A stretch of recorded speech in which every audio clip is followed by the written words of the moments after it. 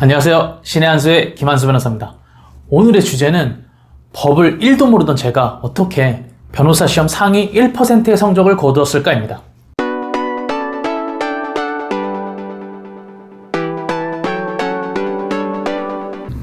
저는 제 6회 변호사 시험에서 41등을 기록했습니다. 보시는 자료는 제가 굳이 법무부에 정보공개 청구를 해서 받은 자료입니다. 당시에 변호사 시험 응시자 수가 약 3,100명 정도 됐거든요. 그런데 제가 41등을 했으니까 무려 약 상위 1.3%의 성적을 거두었습니다. 그리고 저는 로스쿨 3학년 때 서울고등법원 재판연구원에도 선발이 됐습니다. 솔직하게 재판연구원은 로스쿨에서 굉장히 상위권 학생들이 가는 곳이거든요. 그럼 이제 여기서 의문을 가지실 텐데 원래 좀 법을 공부했던 거 아니냐? 아닙니다. 저는 로스쿨 입학하기 전에는 법을 공부한 적이 단 한 번도 없습니다. 로스쿨 입학 당시 제 수준을 말씀드리면 딱 4단어로 요약할 수 있습니다. 첫 번째가 비사시. 사시 경력이 없다는 거죠. 그러니까 법학에 대한 수험 경력이 전혀 없었습니다. 두 번째가 비법학부. 그러니까 저는 대학에서 법학을 전공하지 않았습니다. 그러니까 법학에 대한 기초가 전혀 없었죠. 세 번째가 비스카이. 저는 이제 스카이 학부가 아니었는데 사실 로스쿨 입학생 중에는 절반이 넘는 사람들이 스카이 학부거든요. 그러니까 제가 공부에 대한 특별한 재능이 있는 것은 아니었다. 그다음 네 번째가 무선행학습. 그러니까 저는 로스쿨 입학하기 전에 법학에 대한 선행학습을 전혀 하지 않았습니다. 경험도 없고 기초도 없는데 마음가짐도 덜 됐다. 이렇게 볼 수 있는 거죠. 그러니까 저는 로스쿨 생태계 안에서 거의 최악체였어요. 초식동물? 아니요. 초식동물보다도 못한 약간 아메바 같은 존재였습니다. 그럼 어떻게 이 아메바가 상위 1%의 성적을 거뒀는지 제가 지금부터 좀 말씀드리겠습니다. 먼저 첫 번째는 저는 굉장히 간절한 마음이 있었습니다. 물론 제가 로스쿨 입학했을 때부터 굉장히 간절했던 건 아니었습니다. 사실 처음에는 마치 제가 변호사가 된 양 막 좀 들떠 있었고 그러다 보니까 첫 학기에는 거의 꼴찌 수준이었습니다. 그런데 그때에도 시간이 지나면 해결되겠지라고 생각을 했는데 두 번째 학기 역시 하위권이더라고요. 그때 딱 생각이 들었습니다. 사람들이 말하는 변호사 시험에서 떨어지는 사람이 바로 나구나. 이런 생각이 들었습니다. 그래서 굉장히 큰 위기감과 두려움을 느꼈습니다. 사실 저는 그동안 저 스스로한테 굉장히 불만족스러운 모습이 있었습니다. 저는 그동안 목표를 세우면 딱 적당히 노력하고 적당한 결과를 받아들이는 게 습관화되어 있었어요. 그러면서 자기 합리화와 자기 변명을 계속하는 거예요. 그 모습이 스스로 되게 꼴보기 싫었거든요. 그런데 바뀌려고 어떠한 노력도 안 하고 있었습니다. 그런데 솔직히 자신이 없었던 거죠. 엄청 열심히 노력하고 자신을 갈아 넣을 정도로 막 올인하고 이게 쉬운 일도 아니거니와 만약에 그랬는데 그 나온 결과가 제가 생각하는 결과와 달랐을 때 그걸 받아들일 자신이 없었던 거예요. 그런데 이번에는 좀 바꾸고 싶었어요. 이번을 기회로 해서 내 모습을 한번 바꿔보자. 내 불만족스러움을 좀 변화시켜보자. 이런 생각이 좀 들었던 것 같습니다. 두 번째로 이 간절한 마음으로 저를 변화시키기 위해서 목표를 굉장히 크게 잡았습니다. 그게 바로 재판연구원이었어요. 제가 아까도 말했듯이 재판연구원은 로스쿨에서 굉장히 상위권 학생들이 도전하고 상위권 학생들이 가는 곳이었거든요. 당시 제 수준으로는 솔직히 도전할 수 없는 목표였습니다.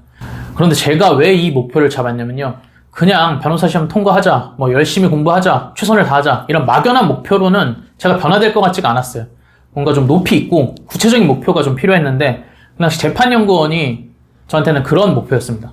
그래서 저는 재판연구원을 목표로 했고 만약에 내가 최선을 다해서 실패해도 변호사 시험을 통과하는 데는 크게 문제가 없을 거라고 생각했어요. 그래서 이렇게 큰 목표를 잡았습니다. 세 번째로는 공부 시간과 공부 방법에 대한 건데요. 첫 번째로 공부 시간을 엄청나게 늘렸습니다. 그러니까 제가 아메바 시절에는 굉장히 웰빙리의 삶을 살았어요. 정말 아메바처럼 살았던 거죠. 주 5일 공부하고 주말에는 무조건 쉬고 심지어 칼퇴도 서슴지 않았습니다. 시험 때만 조금 늦게까지 공부하고 평소에는 그냥 수업 끝나면 집에 가고 집에서 잠깐 깔짝대다가 TV 보고 이렇게 좀 지냈습니다. 심지어는 퇴사한 회사에서 그때까지 회식을 불러줬거든요. 거기도 막 참석을 했습니다. 그런데 이제 제가 아메바를 탈피하자, 아메바를 벗어나자고 결심한 이후에는 저의 공부 시간에 대한 모토는 쉬지 말자였습니다.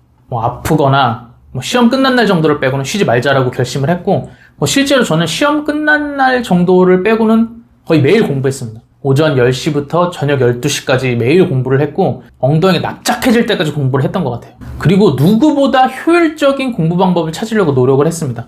저는 가뜩이나 경험도 없고 기초도 없는데 심지어 1년까지 날려버렸잖아요. 그러니까 누구보다 시간이 부족했습니다. 그래서 굉장히 효율적으로 공부를 해야만 했습니다. 처음에는 성공하신 분들의 공부 방법을 참고해서 이것도 해보고 저것도 해보면서 저만의 효율적인 공부 방법을 찾았습니다. 그래서 제가 여기서 한 가지 팁을 드리면, 간혹 보면 공부 방법에 대해서 굉장히 집착하거나 그걸 수집하시는 분들이 계시는데, 일단 몇 가지 공부 방법을 정했으면 본인이 직접 하시면서 자기만의 공부 방법을 찾는 걸 추천드립니다.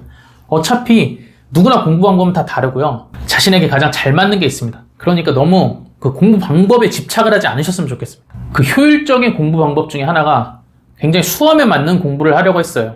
제 목표는 시험을 잘 보는 것이지 박사 학위를 딴다거나 논문을 쓰려는 게 아니었잖아요. 그러다 보니까 지엽적인 부분이나 시험에 잘 출제되지 않는 부분에 시간을 크게 들이지 않았습니다.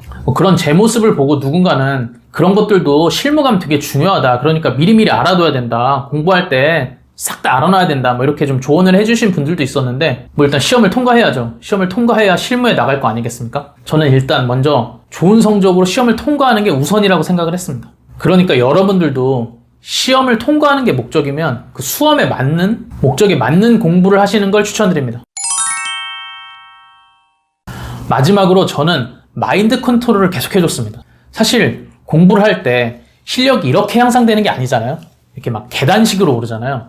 그런데 저는 첫 번째 계단을 오르는 게 너무 힘들었습니다. 워낙 기초가 없고 법하기 또 어렵기 때문에 저는 한 계단 한 계단 오르는 게 굉장히 버거웠어요. 근데 그럴 때마다 스스로를 의심하게 되잖아요. 아, 내가 이게 지금 잘하고 있는 게 맞나? 그냥 시간만 날리는 거 아닌가? 잘못된 길을 택한 게 아닌가? 이런 생각이 들잖아요. 사실 제가 그동안 이런 생각들 때문에 금방금방 포기를 했던 것 같아요. 그런데 이번만큼은 제가 저를 끝까지 믿어주기로 했습니다.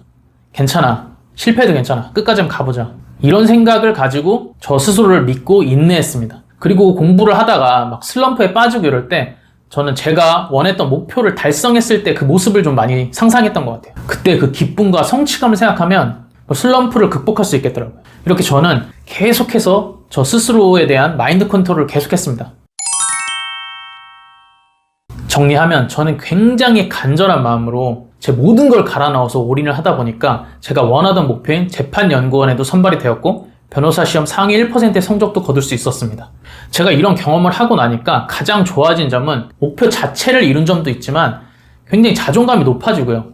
제가 어떤 일을 하든지 할 수 있다는 자신감이 생기더라고요. 그리고 무엇보다 제가 그동안 굉장히 꼴보기 싫던 제 모습인 자기 합리화와 자기 변명을 하는 모습이 좀 사라졌습니다. 여러분들도 저처럼 원하시는 목표를 향해서 자신의 모든 걸 갈아 넣어서 저와 같은 경험을 해보시기를 바라겠습니다. 영상 끝까지 시청해주셔서 감사합니다.